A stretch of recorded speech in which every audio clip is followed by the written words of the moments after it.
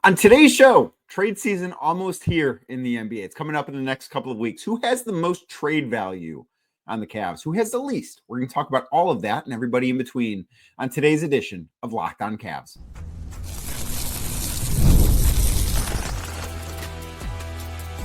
You are Locked On Cavs, your daily Cleveland Cavaliers podcast. Part of the Locked On Podcast Network, your team every day. What's up, everybody? My name's Danny Cunningham. You might know me from my time covering the Cleveland Cavaliers, places like my Substack, The Inside Shot, Cleveland Magazine, 92.3 The Fan, and a number of other stops along the way. I want to say thank you to you for making Locked On Cavs your first listen today and every day. You can find the show anywhere you get your podcasts, Apple, Spotify, anywhere else. Drop us a 5-star rating. Leave us a nice review. Be a friend. Tell a friend about Locked On Cavs. Make sure you're subscribed. Make sure a friend is subscribed as well. And if you're watching the show on YouTube, do me a favor. Hit that thumbs up button as we get started here. Click subscribe. Hit that notification bell so you don't miss the latest Locked On Cavs content. A proud part of the Locked On Podcast Network, your team every day. Today's episode brought to you by Game Time. Download the Game Time app. Create an account. Use code LOCKEDONNBA for $20 off your first purchase. Again, that is code LOCKEDONNBA for $20 off your first purchase. There will be trades. There have been trades already made. We saw Desmond Bane traded from Memphis to Orlando. We saw the Indiana Pacers on Tuesday make a draft-specific trade that didn't involve any player movement with the New Orleans Pelicans. And there will be plenty more trades to come over the next days and weeks, especially once the NBA Finals wrap up. The Cavs may or may not be involved in some of those deals, as we went over on yesterday's show. I think that a lot of the stuff with the Cavs, a lot of the trades with the Cavs are going to be very complicated, and they are very difficult to pull off with where the Cavs are at financially right now, with the reality of the new collective bargaining agreement and the Cavs being forced to operate as a team that is currently inside the second apron. So that is going to be a challenge for them. But an exercise I wanted to go through for today's show was I wanted to go through the roster and kind of rank where everybody that is under contract for the Cavs sits in terms of the value that they would have on the trade market. Now, it's important to be under contract. Like Ty Jerome, while he technically right now is still on the Cavs, Ty Jerome does not count because he's a free agent as soon as the new league year starts. Sam Merrill, same thing. Tristan Thompson was on a one-year deal. Javonte Green was on a one-year deal. Like, it is a thing to where those guys can't be traded. So they're not part of this. Not going to say their names the rest of the podcast because they don't matter for this discussion. But what I have done here is I have gone through and I have ranked the 11 players that the Cavs have the rights to, or that the Cavs have under contract. Because if you look at somebody like Craig Porter Jr., his contract not fully guaranteed, but the Cavs essentially can say, we are guaranteeing your contract. He, for all intents and purposes, is under contract. Chuma Okeke, club option for this year. The Cavs can say, no, we are declining your club option. You're going to be a free agent, or they can pick it up. Like, that is the thing that you look at and say, okay, either of those two things could happen. So I do have that because they make the decision. So starting at the top, and I don't think it is particularly close. I think Evan Mobley by far has the most value on the trade market. The Cavs are not going to trade him. He is untouchable. This is not a thing where if he were to, he's not going to pop up in trade discussions this summer.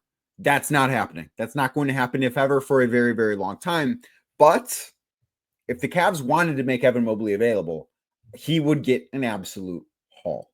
Yes, contract 5 years, $269 million. Of course, this will be year one of that 5-year deal coming up. And it is, I hesitate to say a bargain, but I do think he's worth it. I think that this is a valuable contract to have, even if it is incredibly expensive, where it's starting at $46 million next year. But you're talking about a guy who, in his 4th year in the NBA, was Defensive Player of the Year, 2nd team All-NBA, 1st team All-Defense. He is somebody that his stock, I think, is going to continue to rise. I think that 3 to 5 years from now, we are going to have the discussion about whether or not, and maybe even sooner than this. But I think he's the type of player that we're going to be discussing could this guy win an MVP this year? Now, I'm not saying that about this upcoming season. Evan's not there right now, but I think that in the future, we will have those discussions about him. I'm not saying that he's a future MVP. I do, however, think he's a future first team All NBA player. He is an impact player on both sides of the ball. He's going to, in my opinion, be a perennial all-star. I think he's going to be a perennial all-NBA player, whether that's first, second, or third team. I think, like, if you look at a 3-year span for Evan Mobley, he's the type of guy that I think is going to be an all-NBA player 2 of those 3 years at least, if not all 3. That's the type of player that I think he is. That's the type of player I think a lot of teams in the NBA across the league think that he is. He is somebody that if the Cavs, again, they're not doing this, they should not even think about doing this. But if the Cavs were to make him available via trade, he would by far command the most back, not just of anybody on the roster, but if you look at the guys that are widely considered to be available this summer, none of them hold a candle to what it would take for a team to trade for Evan Mobley. If you look at, and I don't think Giannis is going to get traded. I don't think he's going to ask for a trade, but I think that you're looking at a package kind of similar to that, to what the Milwaukee Bucks would command for Giannis. Not saying that Evan is the same player as Giannis, not saying that he will even get to that stature, but when you consider the fact that he is 7 years younger than Giannis, and obviously has a much longer runway to be great than I think Giannis does at this point, I think those packages look pretty similar. That's the type of value that Evan Mobley has. I think that he probably has, at this point, I don't think it's a stretch to say that he is one of the probably top 12 players in terms of trade value rankings in the NBA at this point in his career. And that is an awesome, awesome, awesome thing to have on the roster for the Cavs. Again, they're not trading him. They shouldn't even think about trading him. That's not part of the discussion. But if they were, they would get just an absolutely incredible haul for him. Guy number 2 on my list is Donovan Mitchell. I do not believe Donovan Mitchell is as valuable in the trade market as Evan Mobley for a couple of different reasons. One of them is certainly his age. One of them is how much more of his prime he has left. I have no reason to believe that Donovan Mitchell is slowing down anytime soon, but I also don't think that his ceiling is as high as Evan Mobley's. And of course, the contract comes into play too. So Donovan Mitchell, as we know, signed a contract extension with the Cavs last summer. That contract extension, 3 years for $150 million. That third year is a player option. So Mitchell is under contract this year, will be the first year of that extension, fully guaranteed for next season. I'm talking the 2026-2027 season. And then the year after that's a player option. He can opt out, can become a free agent. The summer of, I believe, 2027 is when he can become a free agent. So that certainly has to play into this. If you're trading for Evan Mobley, you're trading for 5 years. If you're trading for Donovan Mitchell, you are trading potentially for only this year and next year because of that player option. But Donovan, I do think, would command a lot if he were made available. And again, very similar to Evan, he's not available. He should not be available. This is not a discussion that is being had. This is just kind of what he would be worth. And I think that you're talking about getting back an all-star caliber player. I think you're talking about getting back multiple picks. I look at this sort of as, well, what did the Cavs give the Utah Jazz when they traded for Donovan Mitchell back in September of 2022? They gave up Lauri Markkanen, who I don't necessarily think that we thought of as an all-star caliber player at that time. Now he's developed into a very nice player. Colin Sexton via sign and trade, of course, a nice piece. Ochai Agbaji, who has since been traded from the Utah Jazz, but had not played an NBA game yet, plus a handful of draft picks, which don't look like very valuable draft picks at this point, so much so that the Utah Jazz have traded some of them already. Like the Phoenix Suns this year actually have the Cavs draft pick coming up in a couple of weeks because the Jazz didn't want it. They said, well, that's going to be the 29th or 30th pick. We are going to send that elsewhere. And that's exactly what they did. But with that, I think if the Cavs were going to trade Donovan Mitchell right now, because I think that right now Donovan Mitchell is a better basketball player than what he was when the Cavs acquired him. I think that he has improved as a player. I think that he has reached a level I did not know he would reach. When he got to Cleveland, he had never been an all-NBA player before. It's not as if he wasn't great, but he got to a new level where his first year in Cleveland, he was second team All NBA. In my opinion, I thought he should have been first team All NBA. Last season, he did not make an All NBA team because he did not reach the 65 game rule. And then this season that just concluded, of course, made his first career All NBA team.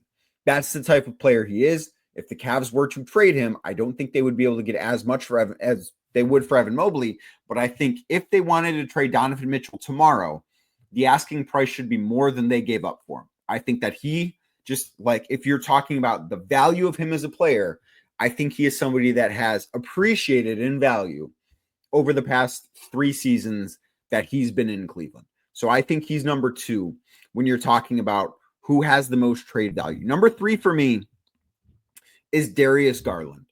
And Darius, I think, has a lot of value. And I think that is what makes this offseason so complicated. We're going to talk about that next right here on Locked On Cavs. Today's show is brought to you by Game Time. There's nothing like the NBA playoffs, which could be concluding tomorrow night. The intensity, the buzzer beaters, fans losing their minds, and you could go because it's just a short drive away from me in Cleveland, Ohio, even if it's not as short of a drive as we maybe thought it might be at certain points during the season. But it is the kind of atmosphere that you want to experience live. Trust me, playoff games are the best, whether it's basketball, baseball, football, which I don't know what that's like because there's not ever been in my life a playoff football game in the city of Cleveland. But that's a different story for a different day. We can talk to Spencer German about that at a certain point. But if you want to get in the door to a playoff game, maybe even a regular season baseball game down the street or any other concerts, comedy shows, stuff like that, Game Time is the app that is going to get you in the door. They make it fast and easy to get seats, even for the biggest events. Prices on the app actually drop closer to the start with killer last-minute deals, panoramic seat views, and the best part, no surprise fees. Game Time is a total, get this, game changer. Imagine that. Of course it is. You can see your exact seat view before you buy, so you know exactly what your view of the stage, the 50-yard line, center court, center ice, home plate, whatever you want to go to, you're going to be able to see what your view looks like. Plus, they don't have surprise fees at the end. You can tap on that all-in pricing feature, and you're going to know exactly what you're going to pay before you buy it. That, to me, one of the most important things when I'm searching for tickets. So take the guesswork out of buying tickets with Game Time. Download the Game Time app, create an account, and use code LOCKEDONNBA for $20 off your first purchase. Terms do apply. Again, create an account, redeem code LOCKEDONNBA. That is LOCKEDON NBA for $20 off that first purchase. Download the Game Time app today. Last minute tickets, lowest price guaranteed. Thank you again for making Locked On Cavs your first listen today and every day. Like I said earlier, you can find the show anywhere you get your podcasts, Apple, Spotify, anywhere else. Make sure you hit us with a 5-star rating. And Darius Garland is number 3 for me on my list of guys with the most trade value in Cleveland. Now, Garland is in the middle of his contract. He has 3 years and $125 million, all of that fully guaranteed, remaining on the 5-year contract that he signed. So now at this point, Mobley and Mitchell were easy because they are both starting brand new extensions this upcoming season. Nobody else on this list is in that case. So as I move forward, starting with Garland, I will be reading off their contract with what they have left, not their contract in total. Like Darius Garland's contract was much larger than 3 years, $125 million, but that is what is still owed on that deal.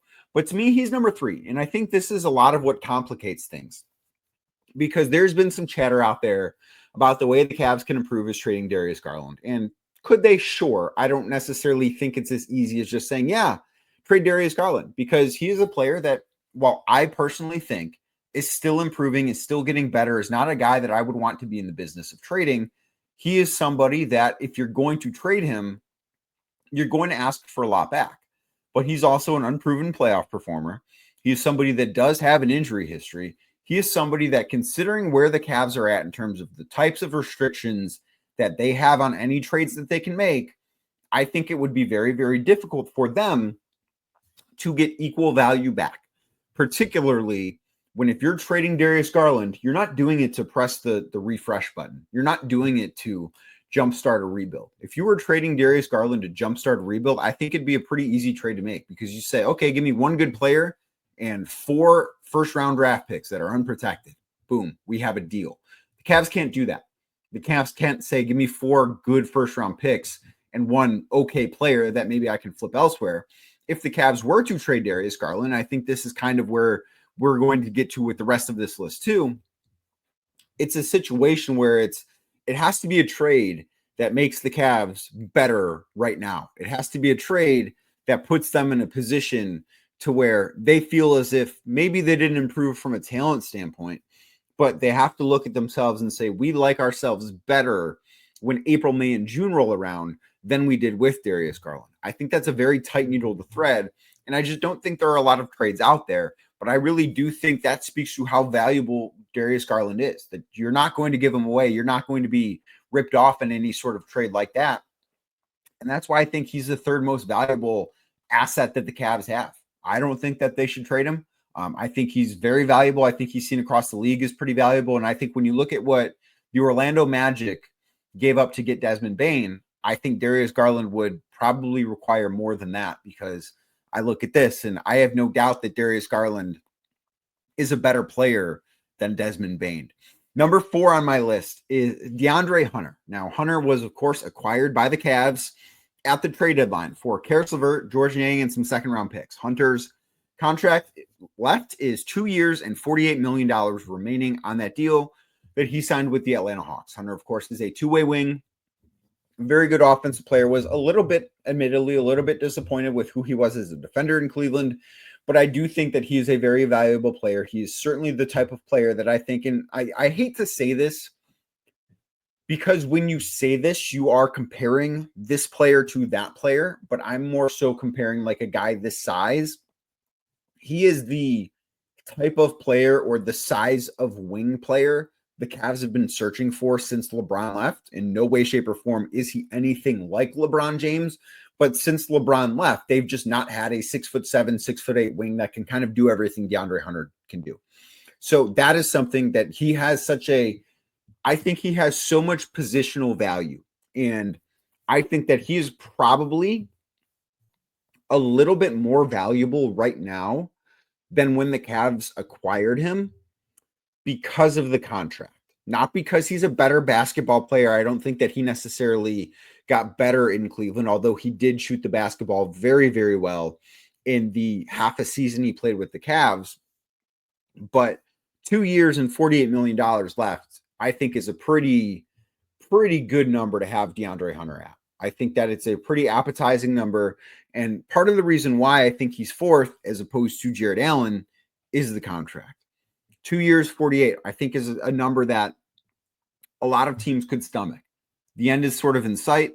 It is $23 million this year, or like 23.5 this year, 24.5 next year, along those lines.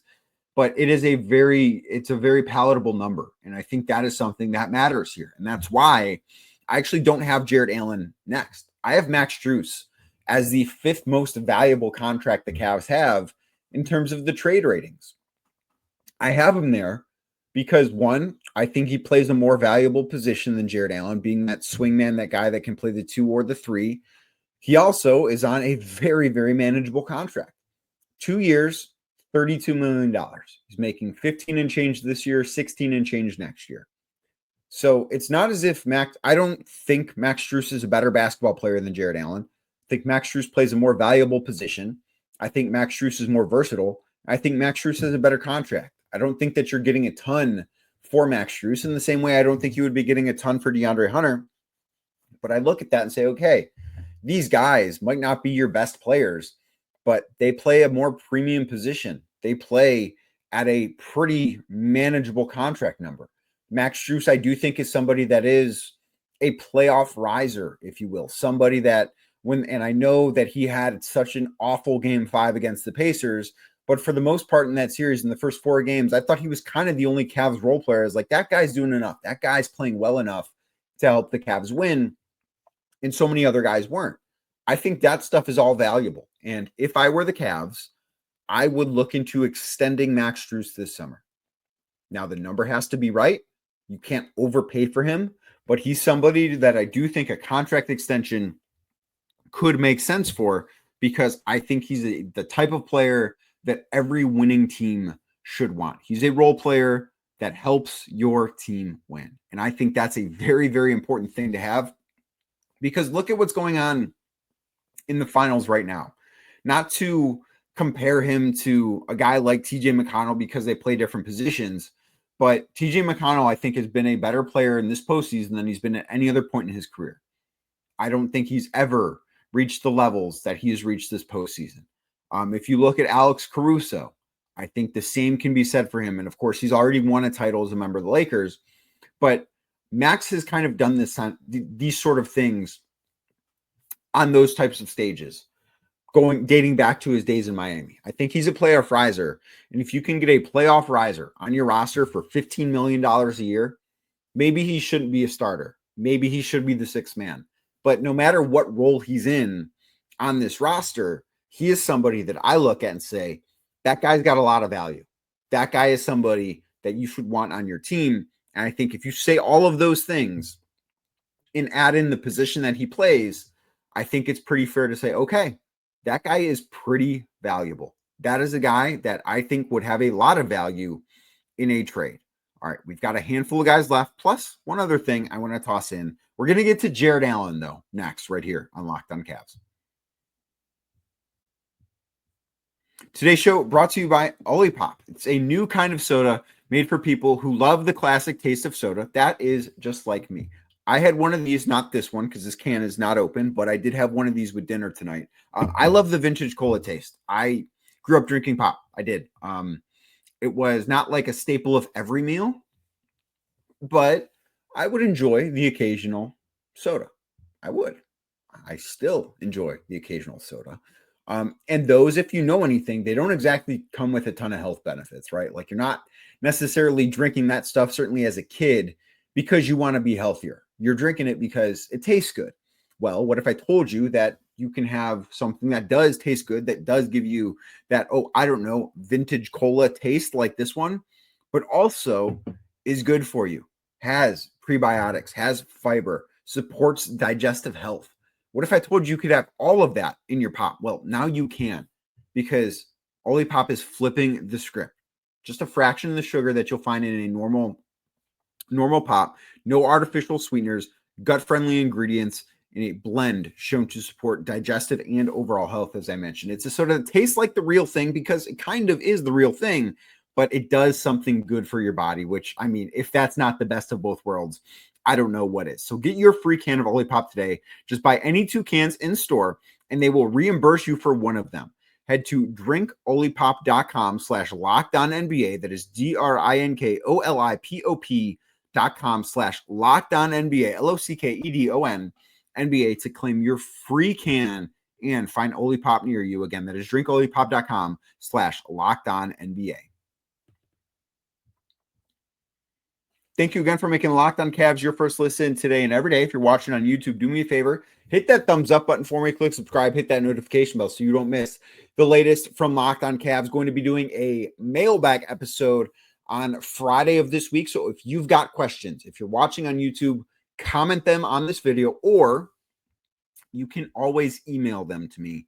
The email for questions is locavsmailbag@gmail.com. locavsmailbag@gmail.com. Easy enough to remember. But let's get back to our trade value rankings. Jarrett Allen, to me, is the number 6th ranked guy on this list. Allen has 4 years and $110 million left on his deal.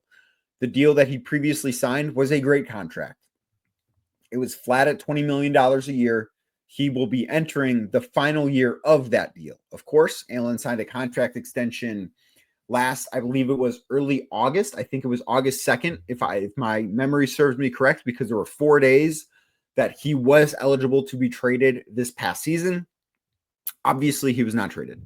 But 4 years, $110 million left on that deal. And this is where he is somebody that I still think has positive value. I don't think the Cavs should be trading him just to trade him.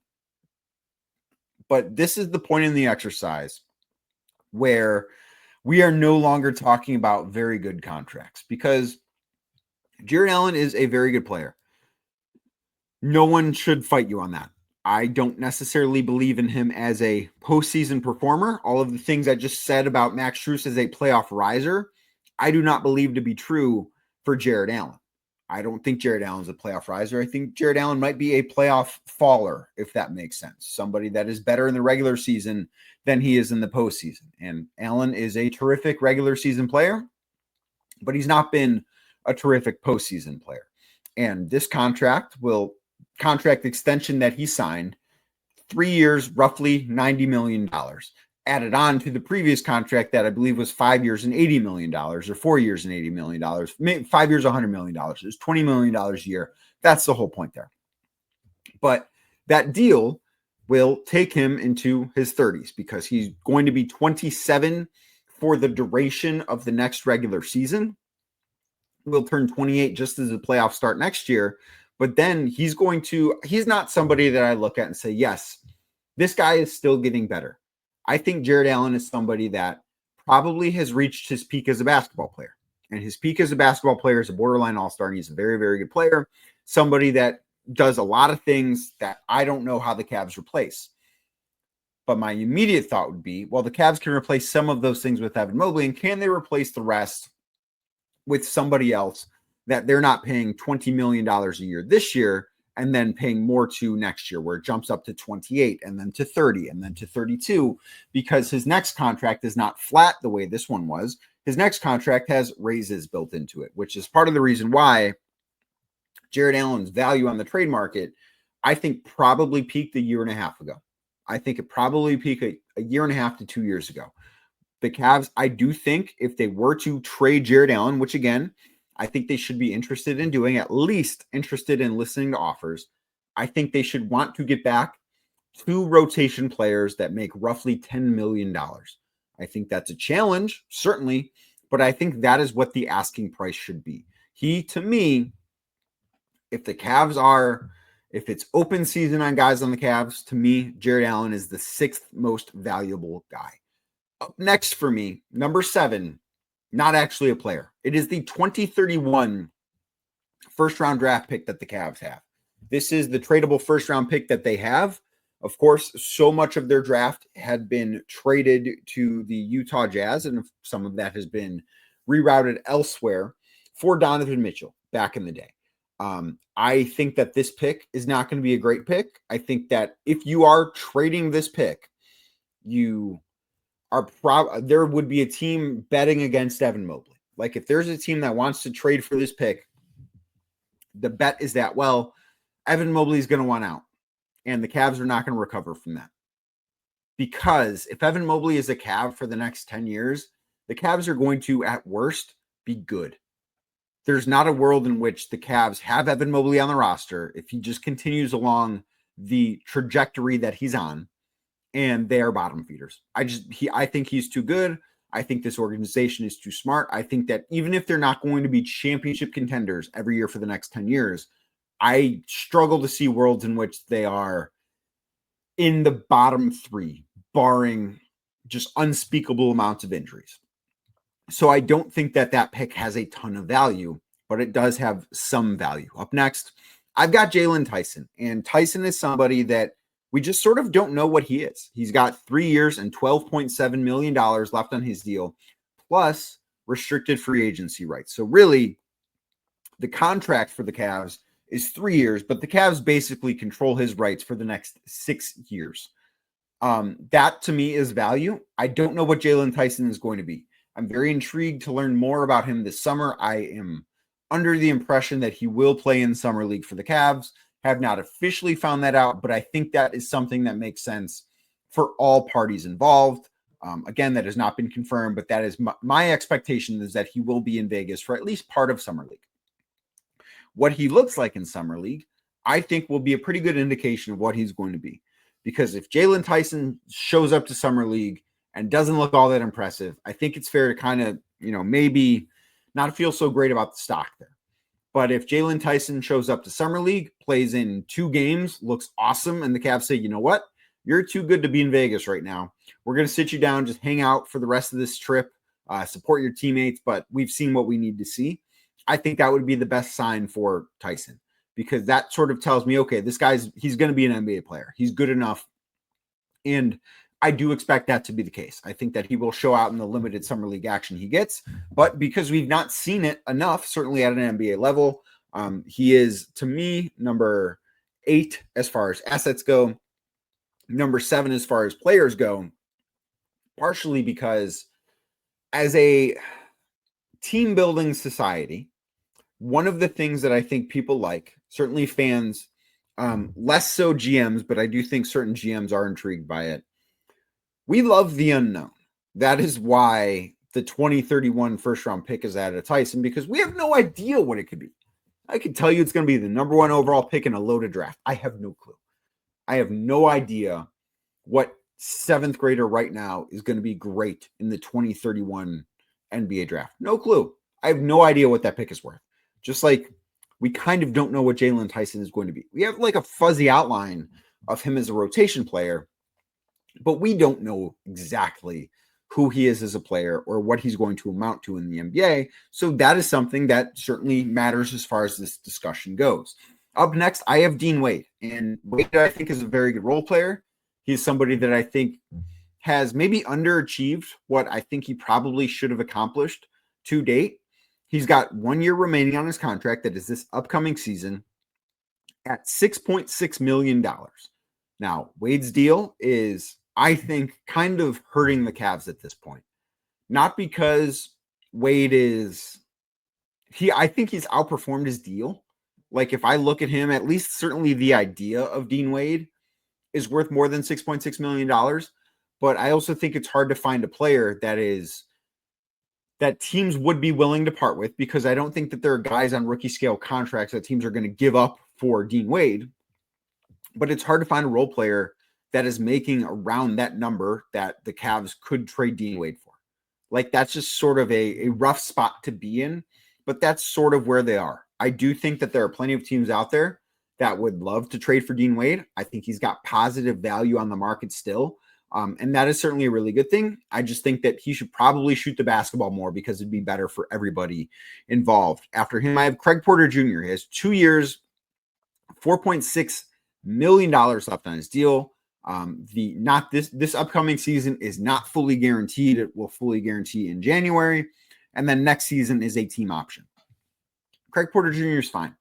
It's very low price. I think he could be a throw-in, but nobody's going to call up the Cavs and say, hey, we want Craig Porter Jr. What do you want from him? Like, I don't think that is really going to be a thing that happens. After him, I have Isaac Okoro, and I have Isaac down here because I think that at this point, this is a contract that is looked at across the league as a negative contract. Okoro has 2 years, $22.8 million left on his deal.